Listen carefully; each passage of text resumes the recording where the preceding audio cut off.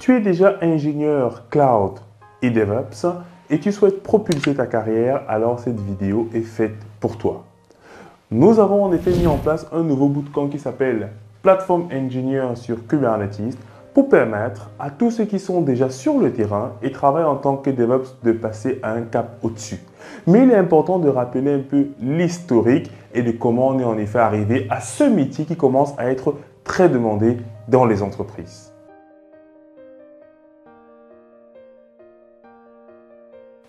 Avec l'adoption massive du DevOps dans les entreprises, il y a une conséquence qu'on n'a pas immédiatement anticipée.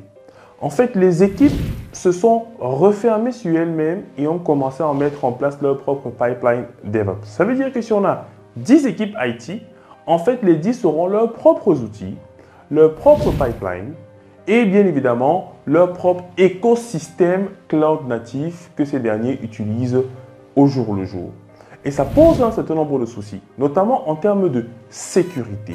Parce qu'en réalité, vu que chaque équipe va mettre en place sa pipeline, ils ne vont pas forcément respecter les mêmes conventions de compliance que l'équipe sécurité a demandé. On a aussi une augmentation des coûts.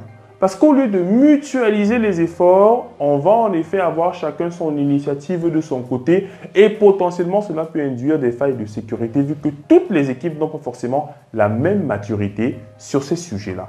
Et bien évidemment, il y a une problématique en termes de surdéveloppement de solutions qui peuvent aider les autres. Donc chacun va mettre en place ses petits tools pour pouvoir aller rapidement et les autres ne pourront pas en profiter. Et un aspect qui m'a marqué chez un client où j'étais, en fait, je me suis rendu compte que au niveau des clusters Kubernetes qu'ils avaient mis en place, en fait, chacun déployait encore ses services Redis, ses services de gestion de secrets, en fait, chacun sur son cluster.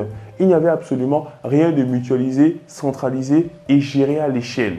Et c'est là où intervient donc le Platform Engineer qui va casser encore ces cloisons au niveau de toutes les équipes en disant que les développeurs, on va vous laisser faire votre métier qui est le développement et nous allons vous proposer toute la partie pipeline, GitOps, DevOps, déploiement à l'échelle, cloud, sur Kubernetes, environnement de test.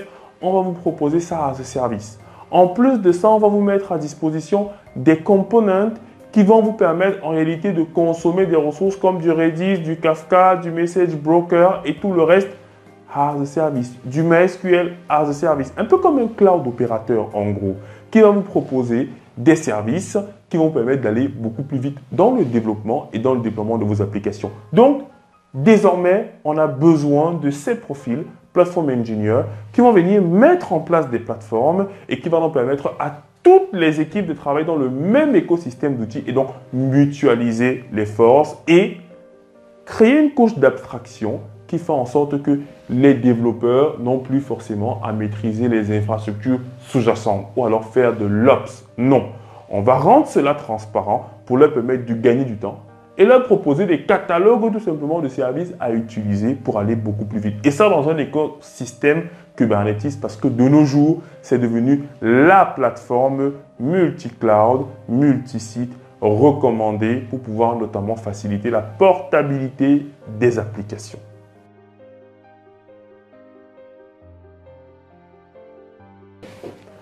J'ai donc mis en place ce bootcamp pour aider les personnes qui sont déjà dans l'écosystème Cloud DevOps à passer un cap au-dessus, à avoir beaucoup plus de responsabilités dans les entreprises et bien évidemment à être force de proposition et gagner beaucoup plus d'argent. Et pourquoi pas passer freelance parce que beaucoup de profils qui sont devenus Platform Engineer sont désormais freelance. On va maintenant rentrer dans le concret pour voir le déroulé notamment de ce bootcamp qui a pour objectif de vous faire devenir le pilier de l'efficacité et de la scalabilité des environnements de développement et de déploiement.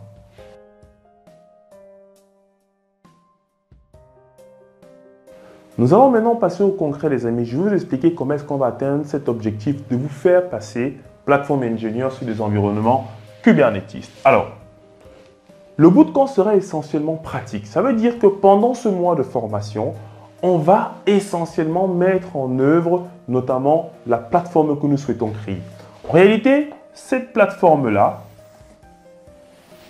va être le socle de l'infrastructure qui va accueillir les outils as a service qui vont améliorer la productivité des équipes de développement. Et dans ce sens-là, la plateforme que nous aurons sous-jacente, ce sera Kubernetes. Donc, on va commencer à mettre en place en effet un cluster Kubernetes en mode multinode, en haute disponibilité, qui va donc ensuite héberger nos différentes applications et les services que nous allons mettre en œuvre. Ensuite, il va être question pour nous de déployer via une pipeline une application en mode microservice et bien évidemment définir les pipelines CI/CD qui vont permettre d'automatiser le build de nos images ainsi que le déploiement du coup de l'application et bien sûr les tests de fonctionnement et ce qui va bien. Et là en effet, on va utiliser Jenkins mais aussi Helm qui va nous permettre de templétiser les manifestes YAML nécessaires au déploiement de notre application. Donc là, on va s'intéresser déjà à la partie DevOps. Ensuite, on va rajouter du GitOps et tout ça as a service. Donc, on va mettre en œuvre notre cher ami Argo CD qui va faire en sorte qu'à chaque fois éventuellement qu'on commit notre code dans un projet, qu'automatiquement, notre application soit synchronisée, la version de notre application soit synchronisée avec ce qu'on a sur le cluster. Donc là, on reste sur le combo gagnant DevOps GitOps. On révise, on met en œuvre pour que vous soyez prêts à aller directement sur le terrain et à mettre ça en place. Ensuite, on va passer à une étape au-dessus. Notre but, c'est que les développeurs puissent facilement avoir éventuellement des environnements où ils peuvent tester l'application, où ils peuvent développer l'application, où ils peuvent consommer l'application. Et c'est dans ce sens-là que nous allons voir comment, créer des objets évolués qui permettent en réalité de déployer directement l'application en appelant ce type d'objet. Par exemple, l'objet qu'on va créer sera objet app. Et il va directement intégrer tous les composants de l'application. Ça veut dire que si un développeur veut déployer en fait l'application, il pourra notamment utiliser Crossplane qui va nous permettre notamment de créer des objets composites et ensuite de pouvoir les déployer facilement sur l'environnement qui nous intéresse. Ainsi, les développeurs vont aller très vite dans le développement et leurs tests. Et également, Crossplane va nous permettre de voir comment déployer notre application sur divers cloud providers. Donc, on aura effectivement AWS, Azure, sur lesquels on va voir comment provisionner nos différentes applications. Ensuite, nous allons voir comment créer des clusters à la volée. Parce que n'oubliez pas qu'en tant que plateforme ingénieur, vous devez proposer même de l'infrastructure as a service. Ça veut donc dire que si ce développeur veut par exemple créer un environnement de test, en fait, on ne va pas aller créer un cluster ailleurs. Pas forcément, non. On va utiliser la solution vCluster qui va nous permettre en fait de hoster un cluster sur le cluster existant. Et on pourra ainsi créer pas mal de clusters et on va donc optimiser les ressources de notre plateforme. Contrairement aux environnements où on doit aller à chaque fois provisionner des clusters sur EKS, sur AKS ou alors non. On a un cluster qui est notre control plane et ensuite dessus on peut créer de nouveaux clusters. Et on utilisera encore Crossplane pour nous permettre en effet de définir un objet qui va s'appeler cluster Kubernetes et qui va nous permettre de déployer des clusters à la volée avec directement l'application dessus. Donc ça veut dire que le développeur, quand il souhaite travailler, du coup il dit je veux un cluster avec directement l'application dessus, avec les versions bien spécifiques. Mais du coup, ça déploie le cluster et ça met directement l'application dessus. Ils vont vraiment aller très vite. Ils vont travailler vraiment dans des environnements proches de celui de production. Ensuite, on va leur proposer quelques middleware, par exemple, comme je disais, Redis, Kafka, du Cache Store et tout le reste.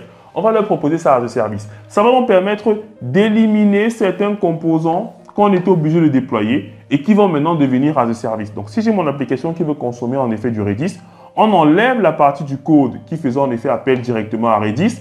Ça permet d'alléger le code et maintenant, il y aura en effet un service Redis qui sera disponible dans tout le cluster.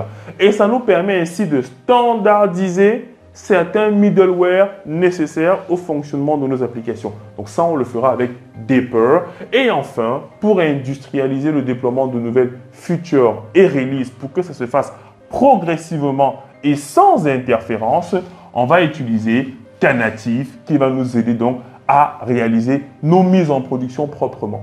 Donc, vous voyez que ces éléments-ci ont pour objectif de nous permettre d'avoir une plateforme de développement et de déploiement qui rend le travail des développeurs beaucoup plus facile au quotidien. Et du coup, imaginez donc à l'échelle de l'entreprise, ça permet vraiment d'avoir des normes générales, des normes globales et des normes efficaces. Parce que là, on peut discuter avec l'équipe sécurité qui va nous donner les guidelines et dès qu'on a appliqué dessus, on sait que c'est valable en effet à l'échelle de l'entreprise. Donc, on a besoin de plateforme ingénieur et nous allons mettre en place une plateforme concrète avec une application qui a plus de 5 microservices.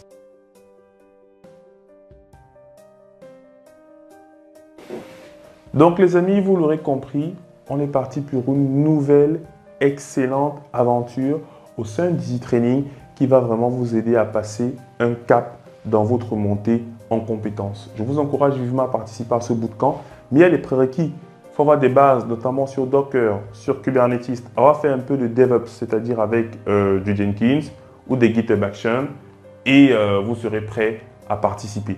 Dans l'idéal, avoir fait notre bootcamp DevOps, ce serait très bien parce que comme ça, on pourra gagner du temps. C'est vraiment un mois et je veux qu'on aille vite et directement dans le concret. Si on est encore revenu sur les éléments de base, ça va nous ralentir. Et je veux que vous soyez opérationnel après un mois à mettre en place des plateformes et à devenir du coup des plateformes ingénieurs. Un mois les amis et vous serez des experts.